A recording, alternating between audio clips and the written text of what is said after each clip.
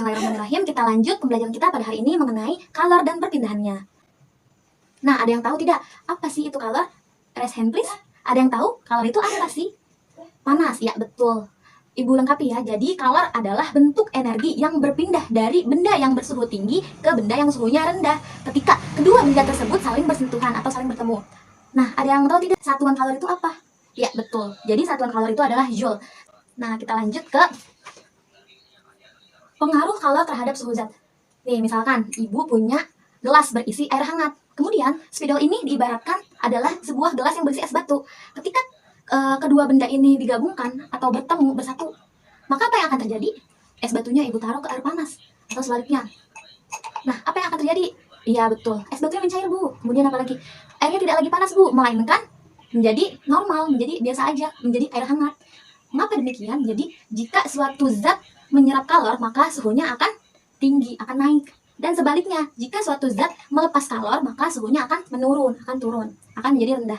Jadi dapat disimpulkan dari dua percobaan tadi, maka dapat disimpulkan bahwa air panas ini yang memiliki suhunya tinggi ditambah dengan es batu yang suhunya rendah, ketika dua buah gelasnya, dua benda ini, dua wujud zat ini digabungkan, dicampur, maka akan menghasilkan suhu yang baru, yaitu suhu normal. Iya, pintar. Oke, kita lanjut. Nih, ada yang tahu tidak? Rumus kalor itu apa sih? Kalor itu disimboli dengan huruf apa? Ya, betul, huruf Q. Kalor, Q, bukan K ya, Q. Q besar, Q itu kalor. Nah, seperti ini. Jadi rumus kalor yaitu Q sama dengan M kali C kali delta T. Ya, betul.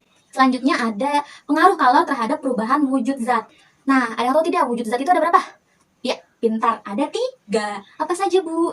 Ada wujud gas, ada wujud padat, ada wujud zat cair. Berarti zatnya ada berapa? Ada 3. Kemudian perubahannya tuh ada apa aja sih? Ya, betul, terbagi. Jadi perubahan wujud zat ini terbagi menjadi 6. Yang pertama itu bisa dari padat ke gas, gas ke cair, cair ke padat, dan sebaliknya. Ada 6 ya, kita bahas satu persatu. Nah, yang pertama itu ada perubahan wujud zat yang melepaskan kalor. Jadi ada yang melepaskan kalor dan ada yang memerlukan kalor. Nah, yang pertama ini yang melepaskan kalor, contohnya yang pertama ada air. Ketika air, misalkan ini gelasnya berisi air. Nah, ketika air kita masukkan ke dalam kulkas, maka apa yang akan terjadi pada air ini? Ya, pintar, akan membeku, Bu, akan menjadi es batu. Ya, jadi proses dari cair ke es batu itu bentuk wujud zat apa? Padat. Ya, benar. Jadi bentuk cair ke padat itu kita namakan dengan membeku atau disebut dengan membeku. Selanjutnya contohnya ada apa lagi? Tadi udah membeku. Kemudian perubahan wujud zatnya ada apa lagi?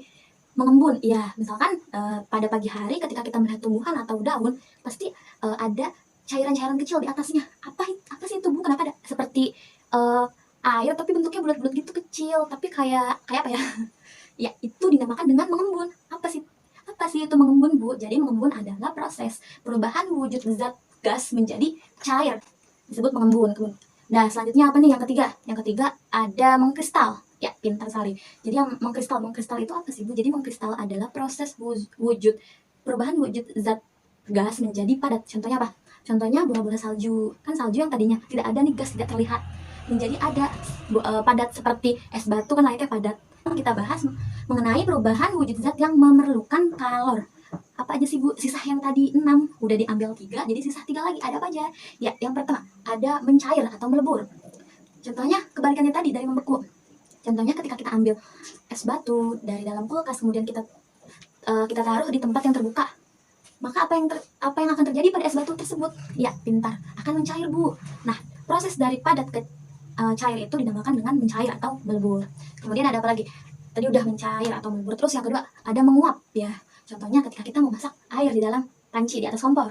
Nah, ketika airnya sudah mendidih, otomatis cairan air yang ada di dalam panci itu akan naik ke atas, akan menguap.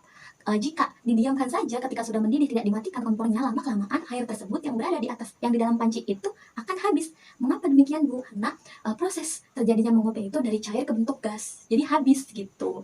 Kemudian selanjutnya yang ketiga ada menyublim. Ya, menyublim adalah proses perubahan wujud zat dari padat menjadi gas. Contohnya apa dalam kehidupan sehari-hari? Ada kapur barus, kemudian kamper, ya, kapur barus kamper. Terus ada pengharum ruangan. Contohnya dalam mobil ada Stella, ya, pengharum ruangan yang awalnya misalkan hari pertama kita baru buka masih besar isinya, masih bulat, wangi. tebal, isinya lama-kelamaan, berhari-hari, berbulan-bulan, isi stella itu akan habis, akan berubah yang tadinya padat menjadi gas gitu, akan habis karena udah wanginya juga lama-kelamaan akan habis gitu. Dan proses tersebut dinamakan dengan menyublim. Seperti itu, dapat dipahami? Oke, alhamdulillah. Kita lanjut ke penjelasan selanjutnya, yaitu mengenai perpindahan kalor. Nah, ada yang tahu tidak perpindahan kalor itu terbagi menjadi berapa? Ya, kamu. Betul sekali, terbagi menjadi 3. Jadi, ada apa saja perpindahan kalor? Ada konduksi, ya di atasnya, ada konveksi dan radiasi. Yang pertama, apa itu konduksi? Ada yang tahu? Ya. Jadi, konduksi adalah perpindahan kalor melalui suatu zat tanpa disertai dengan perpindahan partikel-partikel zat tersebut. Contohnya, ketika kita memanaskan sebuah batang logam di atas splitus atau pemanas, maka tangan kita juga akan ikut rasa panas. Mengapa demikian? Karena logam itu merupakan salah satu benda yang berbahan konduktor. Konveksi, apa itu konveksi? Ada yang tahu? Oke, Ibu akan jelaskan. Jadi konveksi ini adalah perpindahan kalor melalui zat disertai perpindahan partikel-partikel zat tersebut. Nah, contohnya apa, Bu? Nah, terus konveksi ini juga terjadi karena perbedaan massa jenis suatu zat. Karena dalam konveksi ini biasanya terjadi hanya pada 2 zat saja, yaitu zat cair dan zat gas. Contohnya apa sih, Bu? Nih, contohnya kalau dalam kehidupan sehari-hari itu ada terjadinya angin laut, terjadinya angin darat. Nah, kalau terjadinya angin laut kan biasanya terjadi pada siang hari ya. Nah, itu dinamakan dengan konveksi. Kemudian kalau tadi angin laut, sekarang angin darat. Angin darat terjadinya pada malam hari, pintar. Selanjutnya, tadi proses terjadinya angin laut dan angin darat. Kemudian apa lagi contohnya? Ada sistem pendingin mobil atau radiator. Kemudian ada pembuatan cerobong asap. Dan satu lagi nih, dalam kehidupan sehari-hari yang sering kita ketemui di dalam rumah, di dalam dapur biasanya ada apa? Yang buat tadi yang tadi sebelumnya Ibu sering sebut, ya betul, ada kulkas atau lemari es. Itu termasuk contoh konveksi ya. Kita lanjut, yaitu yang ketiga, perpindahan kalor yang ketiga, yaitu ada radiasi. Nah, radiasi atau pancaran ini adalah perpindahan kalor tanpa zat perantara atau tanpa medium. Jadi langsung aja, nggak ada medium perantaranya. Contohnya apa sih, Bu? Kok ada? Jadi contohnya ada sinar matahari yang dari atas matahari turun ke bumi tanpa perantara. Itu dinamai dengan radiasi. Yang biasa kita dengar yaitu radiasi matahari, radiasi sinar ultraviolet, seperti itu ya. Nah, kita next ke penjelasan selanjutnya, yaitu mengenai pemanfaatan kalor dalam kehidupan sehari-hari.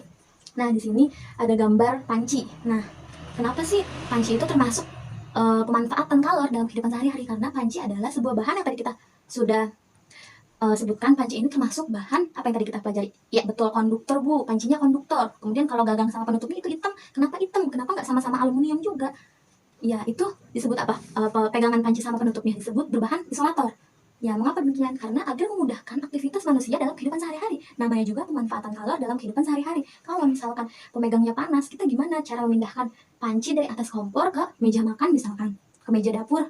Jika sama-sama panas, akan susah. Jadi, dengan sebaik mungkin panci dirancang sedemikian bentuknya agar memudahkan aktivitas manusia. Oke, ada yang bisa menambahkan apa sih pemanfaatan dalam kehidupan sehari-hari nih, pemanfaatan kalor? Ya, kamu. Gimana, Ra? Oke, betul. Ada setrikaan. Kemudian, yuk yang di belakang. Ya, ada termos, Bu. Ya, betul ya. Semua yang disebutkan teman-teman itu juga bentuk pemanfaatan kalor dalam kehidupan sehari-hari.